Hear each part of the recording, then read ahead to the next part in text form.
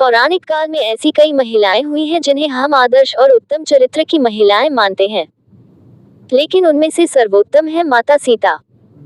जैसे श्री राम को पुरुषों में पुरुषोत्तम कहा गया है, उसी तरह माता सीता भी महिलाओं में सबसे उत्तम है। इसके कई कारण हैं। जानते हैं सीता माता के बारे में 10 रहस्य। धर्मशास्त्रों में ऐसी ही अनेक गृहस्थ और पतिव्रता स्त्रियों के बारे में लिखा गया है, जो आज भी हर नारी के लिए आदर्श और प्रेरणा है।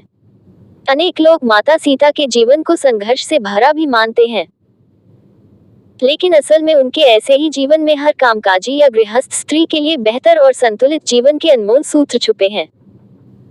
नंबर 1, कौन है सीता के माता पिता? देवी सीता मिथिला के राजा जनक की ज्येष्ठ पुत्री थी, इसलिए उन्हें जानकी भी कहा जाता है। वाल्मीकि रामायण के अनुसार एक बार मिथिला में पड़े भयंकर सूखे से राजा जनक बेहद परेशान हो गए थे। तब इस समस्या से छुटकारा पाने के लिए उन्हें एक ऋषि ने यज्ञ करने और धरती पर हल चलाने का सुझाव दिया। उस ऋषि के सुझाव पर राजा जनक ने यज्ञ करवाया और उसके बाद राजा जनक धरती जोतने लगे। तभी उन्हें धरती में से सोने के घड़े में मिट्टी में लिपटी हुई एक सुंदर कन्या मिली। उस कन्या को हाथों में लेकर राजा जनक ने उसे सीता नाम दिया और उसे अपनी पुत्री के रूप में अपना लिया। ये रहस्य आज भी बरकरार है कि सीता के माता पिता कौन हैं।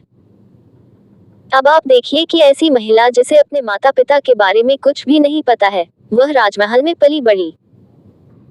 इस देश में ऐसी कई बालिकाएं हैं जिन्हें उनके माता पिता मंदिर की देहली, अस्पताल के बाहर या कचरे के ढेर पर छोड़कर चले गए हैं। ऐसी बालिकाओं को अनाथ आश्रम में जगह मिलती है, या भाग्यवश वे किसी अच्छे घर की बेटी बन जाती है। लेकिन सैकड़ों ऐसी भी हैं जो कि सड़क पर अकेली ही भटक रही हैं। उन सभी महिलाओं को माता सीता की ओर देखना चाहिए और हौसला रखना चाहिए। नंबर 2, राम सीता का विवाह। यदि मन में श्रेष्ठ के चयन की दृढ़ इच्छा है तो निश्चित ही ऐसा ही होगा। सीता स्वयंवर तो सिर्फ एक नाटक था। असल में सीता ने राम और राम ने सीता को पहले ही चुन लिया था। मार्गशीर्ष अगहन मास की शुक्ल पक्ष की पंचमी को भगवान श्री राम तथा जनक पुत्री जानकी सीता का विवाह हुआ था। तभी से इस पंचमी को विवाह पंचमी पर्व के रूप में मनाया जाता है। निश्चित ही आज के दौर में किसी पुरुष में राम ढूंढना मुश्किल है, लेकिन इतना भी मुश्किल नहीं। एक पत्नीव्रत धर्म का जो पालन करे और 7 वचनों को जो गंभीरता से ले, उसी से विवाह करना चाहिए। महिलाओं को विवाह तो ऐसे ही व्यक्ति से करना चाहिए जो कि थोड़े बहुत संस्कारों का पालन करता हो और निर्व्यसनी हो। यदि महिला आदर्श पुरुष की बजाय मॉडर्न पुरुष का चयन कर रही है, तो ये रिस्क तो है ही, साथ ही वह समाज में नए प्रचलन को जन्म दे देगी। हो सकता है कि तब जिंदगी एक समझौता बन जाए। नंबर 3, असाधारण पतिव्रता। ये बहुत ही आश्चर्य है कि वनवास श्री राम को मिला, लेकिन माता सीता भी उनके साथ महलों के सारे सुख, धन और वैभव को छोड़कर चल दी, सिर्फ इसलिए कि उन्हें अपने पतिव्रत धर्म को निभाना था। इसलिए भी कि उन्होंने 7 वचन साथ में लिए थे। उस काल में वन बहुत ही भयानक हुआ करता था, वहां रहना भी बहुत कठिन था, लेकिन माता सीता ने राम के साथ ही रहना स्वीकार किया। निश्चित ही पति को अपनी पत्नी के हर कदम पर साथ देना जरूरी है, उसी तरह पत्नी का भी उसके पति के हर सुख और दुख में साथ देना जरूरी है। कोई महिला यदि अपने पति के दुख में दुखी और सुखी में सुखी नहीं होती है, तो उसे सोचना चाहिए कि वह क्या है। आदर्श और उत्तम दाम्पत्य जीवन शिव पार्वती और राम सीता की तरह ही हो सकता है। नंबर 4, सिर्फ गृहिणी नहीं कामकाजी भी। माता सीता सिर्फ गृहिणी ही नहीं थी, अर्थात घर में रहकर रोटी बनाना या घर के ही कामकाज देखना। वे प्रभु श्री राम के हर कार्य में हाथ बटाती थीं। इस तरह वे एक कामकाजी महिला भी थीं। श्री राम जहाँ रुकते थे, वहाँ वे 3 लोगों के रहने के लिए एक कुटिया बनाते, खुद के कपड़े बनाते, जलाने की लकड़ियां इकट्ठी करते और खाने के लिए कंदमूल तोड़ते थे। उक्त सभी कार्यों में लक्ष्मण सहित माता सीता उनका साथ देती थी। नंबर 5, सीता का साहस। माता सीता का जब रावण ने अपहरण कर लिया और उन्हें अशोक वाटिका में रखा, तब इस कठिन परिस्थिति में उन्होंने शील, सहनशीलता, साहस और धर्म का पालन किया। इस दौरान रावण ने उन्हें साम, दाम, दंड और भेद तरह की नीति से अपनी ओर झुकाने का प्रयास किया, लेकिन माता सीता नहीं झुकी। क्योंकि उनको रावण की ताकत और वैभव के आगे अपने पति श्री राम और उनकी शक्ति के प्रति पूरा विश्वास था। लंकाधिपति रावण ने अपहरण करके 2 वर्ष तक माता सीता को अपनी कैद में रखा था। इस कैद में माता सीता एक वाटिका की गुफा में राक्षसनियों के पहरे में रहती थी। नंबर 6। सीता का विश्वास। हनुमान जब लंका में अशोक वाटिका पहुंचे तो वे भगवान श्री राम की जो अंगूठी लाए थे वह सीता को दी। सीता माता बहुत खुश हुई।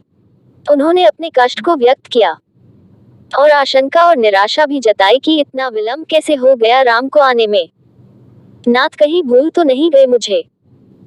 सीता के मन की ऐसी स्थिति जानकर हनुमान ने कहा कि राम को आने में थोड़ा विलंब हो रहा है माता, यदि आपको लग रहा है कि वे समुद्र पार कर पाएंगे या नहीं तो मैं आज ही आपको लेकर राम जी के पास चलता हूँ। हनुमान जी ने उन्हें अपनी शक्ति का भरोसा और परिचय दिया। सीता हनुमान जी की शक्ति को देखकर आश्वस्त हो गई और समझ गई कि यह वानर तत्क्षण ही मुझे राम के पास ले जा सकता है। इसके बाद भी सीता जी ने कहा कि राम के प्रति मेरा जो समर्पण है, जो संपूर्ण त्याग है, मेरा पतिव्रता का धर्म है, उसको ध्यान में रखकर मैं राम के अतिरिक्त किसी अन्य का स्पर्श नहीं कर सकती। अब राम यहाँ आए, रावण का वध करें, जो उसके लोग हैं उनको मारे और हमें लेकर जाएं। राम जी ही मुझे मान मर्यादा के साथ लेकर जाएं, यही उचित होगा। नंबर 7। मायावी सीता। माना जाता है कि रण क्षेत्र में वानर सेना तथा राम लक्ष्मण में भय और निराशा फैलाने के लिए रावण के पुत्र मेघनाद ने अपनी शक्ति से एक मायावी सीता की रचना की, जो सीता की भांति ही नजर आ रही थी। मेघनाद ने उस मायावी सीता को अपने रथ के सामने बैठाकर रण क्षेत्र में घुमाना प्रारंभ किया। वानरों ने उसे सीता समझकर प्रहार नहीं किया।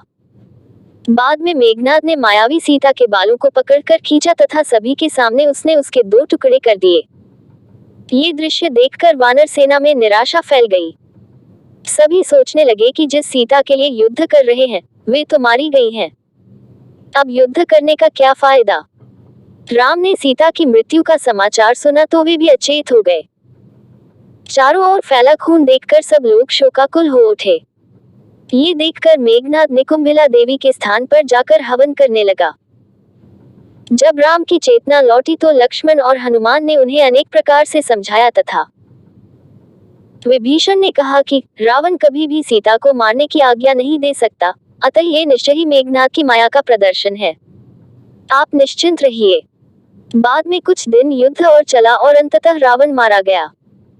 नंबर 8। सीता की अग्निपरीक्षा। सीता ने अग्निपरीक्षा दी थी या नहीं दी थी, ये सवाल अभी भी बना हुआ है। ये भी कहा जाता है कि उन्होंने अग्निपरीक्षा दी थी, लेकिन राम ने सीता का त्याग नहीं किया था। जिस सीता के बिना राम एक पल भी रह नहीं सकते और जिसके लिए उन्होंने सबसे बड़ा युद्ध लड़ा, उसे वे किसी व्यक्ति और समाज के कहने पर क्या छोड़ सकते हैं।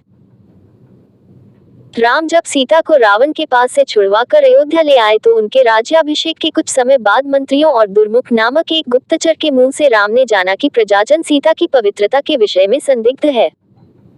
अतः सीता और राम को लेकर अनेक मनमानी बातें बनाई जा रही हैं। उस वक्त सीता गर्भवती थी। राम और अन्य ने सीता से कहा कि समाज में बातें बनाई जा रही हैं। सभी कहते हैं कि अग्निपरीक्षा देनी पड़ेगी।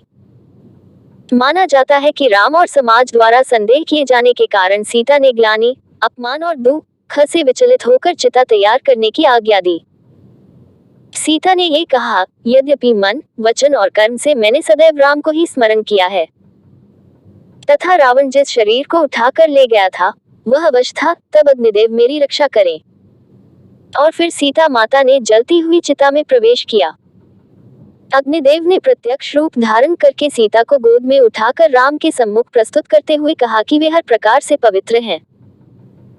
इस अग्नि परीक्षा के बाद भी जन समुदाय में तरह तरह की बातें बनाई जाने लगी। तब राम के समक्ष फिर से धर्म संकट उत्पन्न हो गया। नंबर 9। वाल्मीकि आश्रम में सीता जब गर्भवती थी तब उन्होंने एक दिन राम से एक बार तपोवन घूमने की इच्छा व्यक्त की, किंतु राम ने वंश को कलंक से बचाने के लिए लक्ष्मण से कहा कि वे सीता को तपोवन में छोड़ आएं। हालांकि कुछ जगह उल्लेख है कि श्री राम का सम्मान उनकी प्रजा के बीच बना रहे, इसके लिए उन्होंने अयोध्या का महल छोड़ दिया और वन में जाकर वे वाल्मीकि आश्रम में रहने लगी। वे गर्भवती थीं और इसी अवस्था में उन्होंने अपना घर छोड़ा था। वाल्मीकि आश्रम से सीता ने लव और कुश नामक 2 जुड़वा बच्चों को जन्म दिया। नंबर 10। सीता की मृत्यु। माता सीता अपने पुत्रों के साथ वाल्मीकि आश्रम में ही रहती थी। एक बार की बात है कि भगवान श्री राम ने अश्वमेध यज्ञ का आयोजन किया। उस यज्ञ में वाल्मीकि जी ने लव और कुश को रामायण सुनाने के लिए भेजा। राम ने दोनों कुमारों से यह चरित्र सुना। कहते हैं कि प्रतिदिन वे दोनों 20 सर्ग सुनाते थे। उत्तरकांड तक पहुंचने पर राम ने जाना कि वे दोनों राम के ही बालक हैं।